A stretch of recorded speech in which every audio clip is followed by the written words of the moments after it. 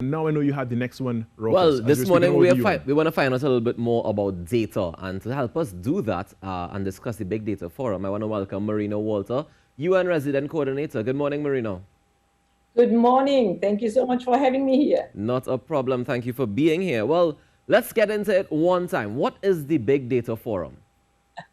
The Big Data Forum is a very good question. Very often the question is, what is big data? So maybe to explain what we're trying to do in the forum. You know, big data means that all of us, you and me, are generating every day a lot of data. When we use our smartphones, when we interact with the website, purchase on with a credit card on a website, or when you sweep your loyalty card at the grocery. That creates a set of data that can be very nicely analyzed. You know, it's produced frequently in high volume and automatically captured.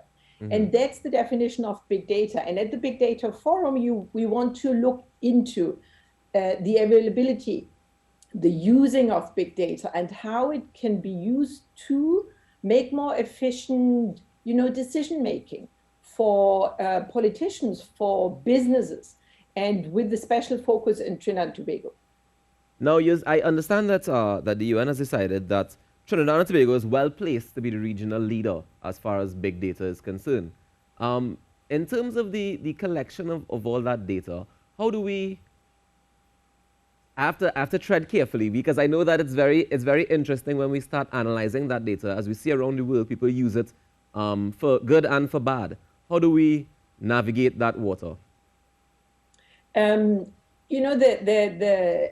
What you said is very right. Trinidad is very well positioned because, the population has this kind of ever-growing digital footprint that you and I see, of course, use of mobile phones, social media, and online platform. It really has been blossoming in Trinidad and Tobago, and it's producing kind of low-cost data that could be used to, so to say, shape a smarter future for Trinidad and Tobago.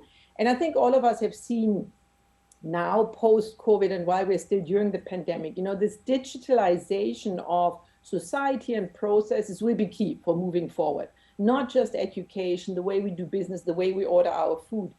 But of course, there are challenging legal, I'd say ethical and privacy considerations around that as you harness this big data. The question is, and that's one of the key elements of this Big Data Forum, how can this data be properly mined and analyzed in a manner that it doesn't invite abuse or breach confidentiality? And how does a framework look like that allows for trustworthy big data collection? And here in TT, by the way, we've seen a move towards, serious data protection legislation, which is why the AG is one of the key speakers of the forum. Actually, is opening the forum. Fantastic. Well, can you tell me when the forum is happening and how can people be a part of it? So you find all the information on our website. It's on December 1st and 2nd, and we really invite everyone from citizens, students, but everyone who has an interest to see, hey, how do we use it? How does business use it? Because for them, it's also an interesting business case. And how does it allow, as a citizen, for more transparency? I see why government decides what to do, how, very often by looking at the data. So it's on December 1st and 2nd. It's a half-day event on both sides, and everyone can just sign up for different sessions that look at very practical example of how this big data can be used, so to say, on the ground in every day to make a difference for the citizens in Trinidad and Tobago.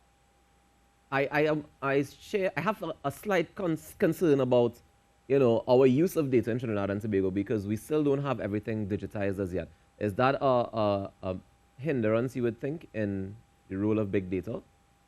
No, look, I just had a very interesting meeting with Minister West, and her vision, so to say, of her work and her portfolio in the ministry is exactly going in this direction.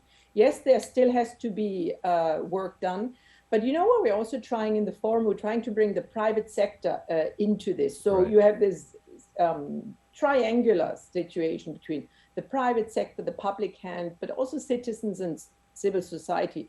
And in the private sector, you have a lot of those tools already. We have digital there, Amazon, Google, and that can be used. And one of the key goals of the forum is really to bring experiences in, to look at other examples. You don't have to invent it from scratch.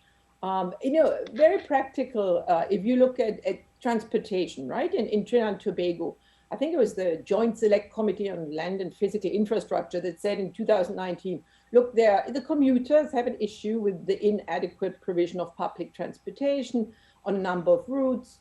Local commuters sometimes can't be reached.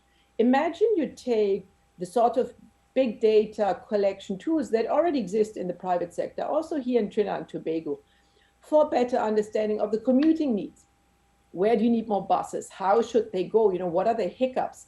And also you add to that a real-time, so to say, collection on the quality of the transportation. Wow, you nice. can use this data to actually do better, transportation planning.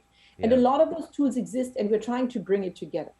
Okay, well, I want to thank you very much, Marina. I think that's a fantastic example, and I think people can look forward to the Big Data Forum happening on December 1st and 2nd. Thank you so much for joining us, Marina Walter, UN resident Thanks so much for coordinator. having me. All right, take care. Enjoy your day. And with that note, ladies and gentlemen, we're going to continue celebrating with Machel Montano and take a quick break and come back with more. Yeah, happiness is the